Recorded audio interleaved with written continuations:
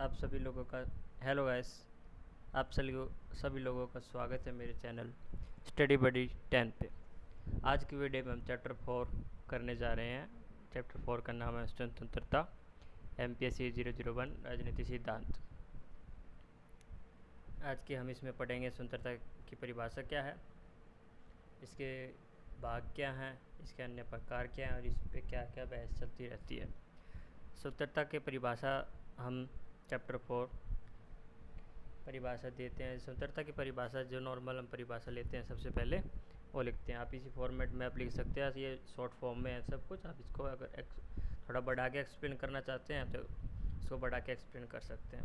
ज़्यादातर स्वतंत्रता के बारे में कभी कभार विचारकों के द्वारा ही पूछी गई किसी धारा पर अपने विचार प्रस्तुत करने होते हैं कि उनकी भी धारा किस तरह आपको प्रभावित करती है और आप सहमत है या नहीं सहमत है। तो इसमें आपको बना के करना होता है। ये आपको बेसिक इसका कॉन्सेप्ट पता चल जाएगा इस चैप्टर को पढ़ने से, इन मेरे नोट से। स्वतंत्रता को अंग्रेजी में लिबर्टी कहते हैं।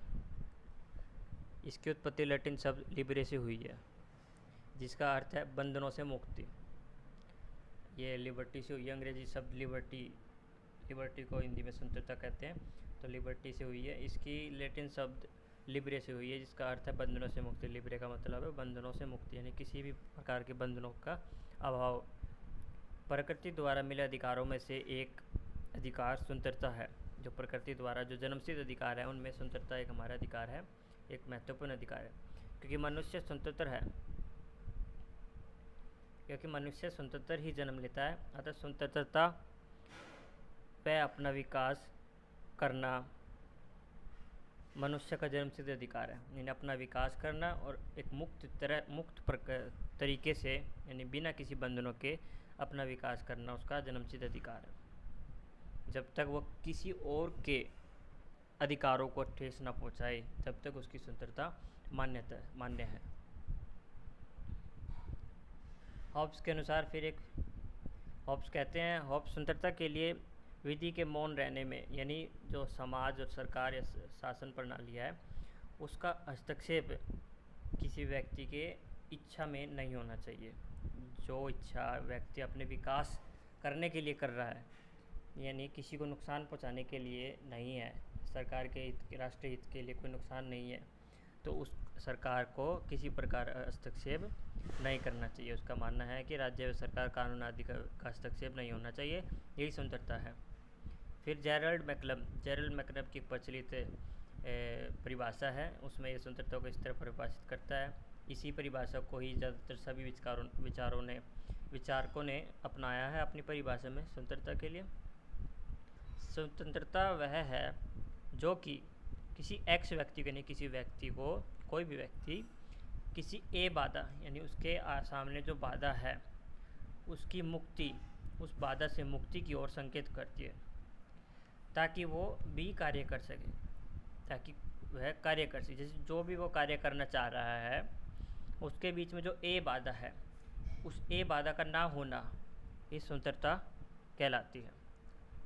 यह परिभाषा ही सभी विचारकों ने इस तरह प्रस्तुत किया है। आप भी इसी कॉन्सेप्ट को आप आंसर में डाल सकते हैं शुरू में परिभाषा में, तो आपका आंसर में प्लस पॉइंट होगा। एक्स व्यक्ति, ए बाधा और बी कार्य, ये तीन ऐसे इसका एक पैराग्राफ वो डायग्राम से बना सकते हैं आप, तो उससे आपका आंसर संपूर्ण माना जाएगा थोड़ा। उसके बाद स्वतंत्रता के दो भागों में बांटा जाता है। एक तो हमारी नकारात्मक स्वतंत्रता और सकारात्मक स्वतंत्रता, ये दो भागों में बांटा जाता है। अब इन दोनों की हम थोड़ी थोड़ी परिभाषा पढ़ लेते हैं, इन दोनों का क्या क्या मतलब है, इनमें क्या क्या बातें कही जाती है, किन विचारकों द्वारा इसको समर्थन। नकारात्मक स्वतंत्रता को मानने वाले विचारक यह मानते थे कि हस्तक्षेप का क्षेत्र जितना ज़्यादा, यानी जितना विस्तृत होगा उतनी ही ज़्यादा तादाद में लोगों को स्वतंत्रता मिलेगी। अर्थात राज्य व सरकार का हस्तक्षेप स्वतंत्रता को सीमित करता है। यानी अगर राज्य सरकार किसी व्यक्ति के कार्यों में हस्तक्षेप करती है, नियम कानूनों का उस पर थोपती है, तो उसकी स्वतंत्रता को सीमित करती है। यानी जितना सरकार का हस्तक्षेप कम होगा उतनी स्वतंत्रता को बढ़ेगी। सकारात्मक स्वतंत्रता।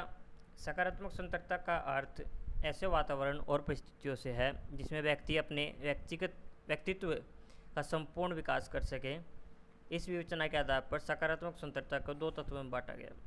सकारात्मक स्वतंत्रता का मतलब है कि वह व्यक्ति अपना व्यक्तित्व का संपूर्ण विकास कर सके। इसके उन्होंने दो भागों में बांटा है उसको। एक तो न्यूनतम प्रतिबद्ध, व्यक्ति के ऊपर समाज और शासन के द्वारा न्यूनतम प्रतिबद्ध होने चाहिए।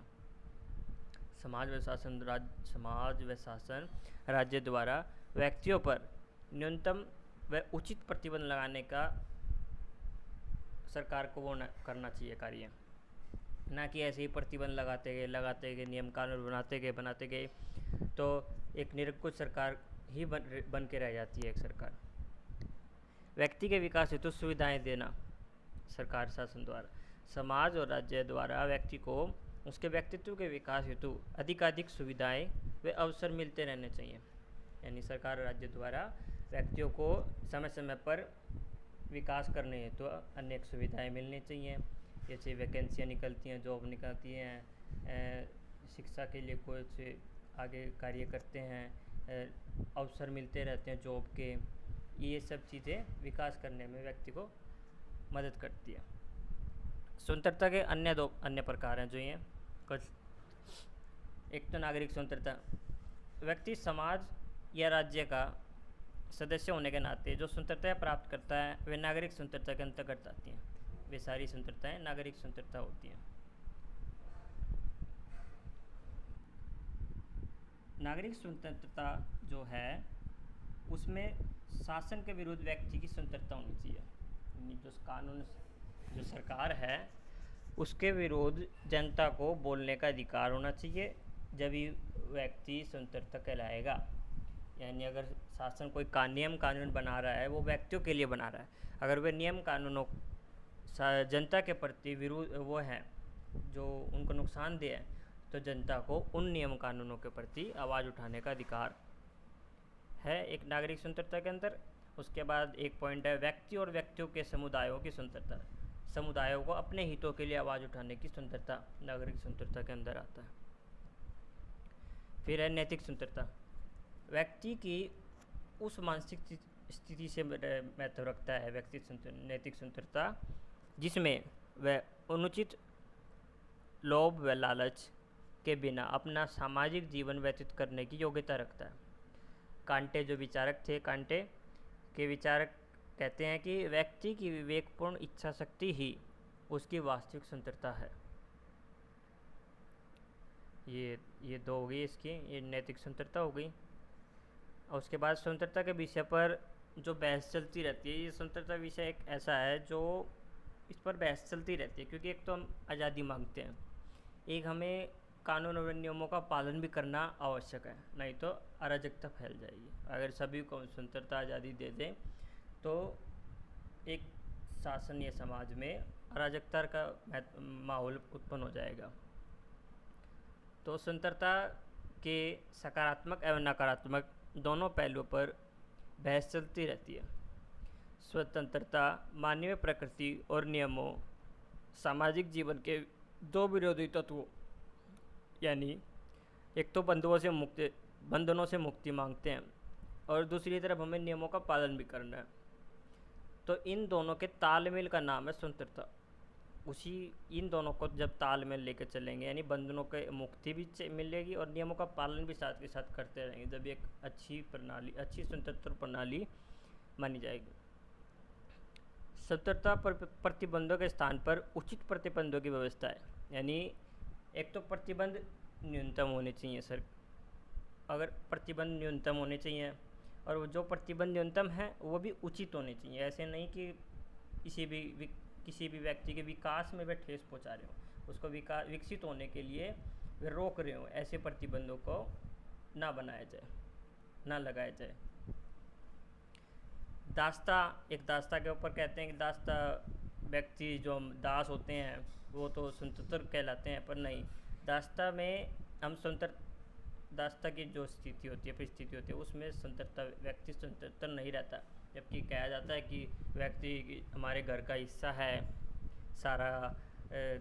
सारी चीज़ें हम उसके साथ शेयर करते हैं, एक दास एक नौकर के साथ, पर ऐसा नहीं है, वो मुक्त नहीं है, वो सोच अपने विचार रखने के लिए बिल्कुल भी मुक्त नहीं है। निरंकुश शासन में स्वतंत्रता नहीं मिल सकती। अगर निरंकुश शासन ही रहेगा, सरकार का ही हर बात मानी जाएगी, तो व्यक्ति स्वतंत्र का है, उसकी नागरिक स्वतंत्रता बिल्कुल भी नहीं है। तो मिल कहते हैं, जीएस मिल जो विचारक है हमारे महान, वे कहते हैं मानव समाज केवल आत्मरक्षा के उद्देश्य से ही किसी व्यक्ति की स्वतंत्रता में व्यक्तिगत या सामूहिक रूप से हस्तक्षेप करने का अधिकार हो सकता है। अगर किसी व्यक्ति का जीवन पर खतरा है, तभी या कोई व्यक्ति अपने जीवन को खतरे में डाल रहा है कोई कार्य करने से, तभी समाज उसके स्वतंत्रता को में हस्तक्षेप कर सकता है और उसको बचा सकता है। उसके अलावा वह उसको उसमें हस्तक्षेप नहीं कर सकता, ये मिल कहते हैं।